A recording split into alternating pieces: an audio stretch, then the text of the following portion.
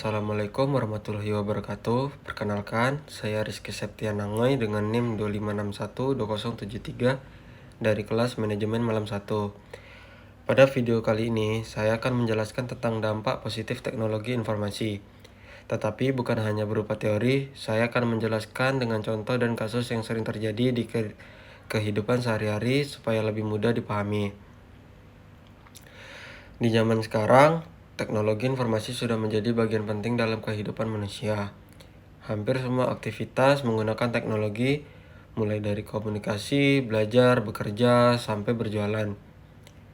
Teknologi informasi sendiri adalah teknologi yang digunakan untuk mencari, mengolah, dan menyebarkan informasi seperti internet, smartphone, komputer, media sosial, dan aplikasi digital lainnya.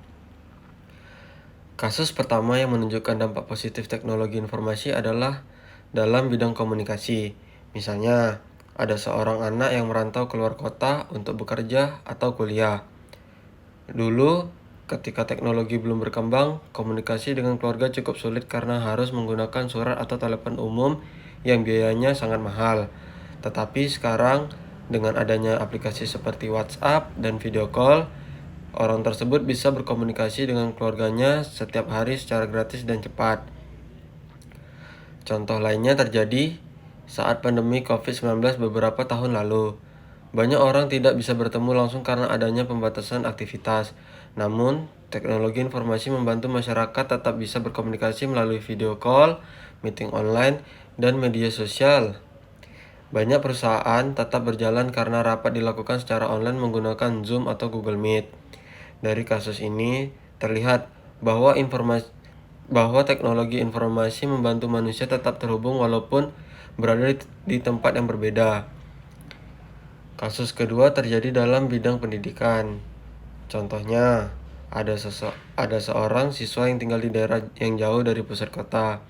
Dulu, siswa tersebut kesulitan mendapatkan buku atau materi pelajaran tambahan. Namun sekarang, dengan adanya internet, siswa bisa mencari materi pembelajaran melalui Google atau YouTube. Bahkan, banyak guru membuat video pembelajaran yang bisa dicontoh kapan saja. Contoh lainnya adalah ketika sekolah melakukan pembelajaran online. Banyak siswa tetap bisa belajar dari rumah menggunakan aplikasi seperti Google Classroom atau Zoom. Walaupun ada beberapa kendala, teknologi informasi tetap memberikan manfaat besar karena proses pendidikan masih bisa berjalan. Selain itu, siswa sekarang lebih mudah mencari informasi untuk mengerjakan tugas sekolah tanpa harus selalu pergi ke perpustakaan. Kasus ketiga adalah dalam bidang ekonomi dan bisnis. Saat ini, banyak orang berhasil mendapatkan penghasilan melalui internet. Contohnya, ada seseorang yang awalnya hanya memiliki usaha kecil menjual makanan di rumah. Karena menggunakan media sosial dan marketplace untuk promosi, usahanya menjadi lebih dikenal banyak orang. Pelanggan tidak hanya berasal dari sekitar rumah, tetapi juga daerah lain. Contoh lainnya adalah banyak anak muda yang membuka usaha online seperti menjual pakaian, aksesoris, atau skincare melalui TikTok Shop dan Instagram. Mereka hanya menggunakan smartphone untuk mempromosikan produk. Dari kasus tersebut terlihat bahwa teknologi informasi membantu masyarakat membuka peluang usaha dengan modal yang lebih kecil dibanding membuka toko fisik. Selain itu, teknologi informasi juga membantu pembeli. Misalnya, seseorang ingin membeli barang tetapi tidak punya waktu untuk pergi ke toko. Dengan marketplace, orang tersebut cukup memesan barang dari rumah dan barang akan diantar dengan kurir. Hal ini membuat aktivitas jual beli menjadi lebih praktis dan cepat. Kasus keempat adalah dampak positif teknologi informasi dalam bidang transportasi.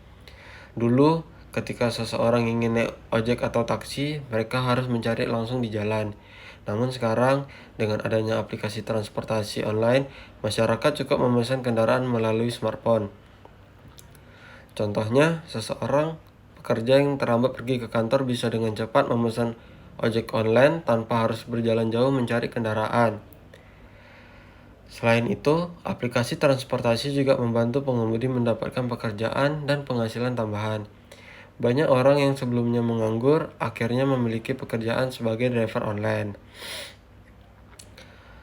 Teknologi informasi juga membantu masyarakat mengetahui lokasi kendaraan dan perkiraan biaya perjalanan sehingga lebih aman dan nyaman.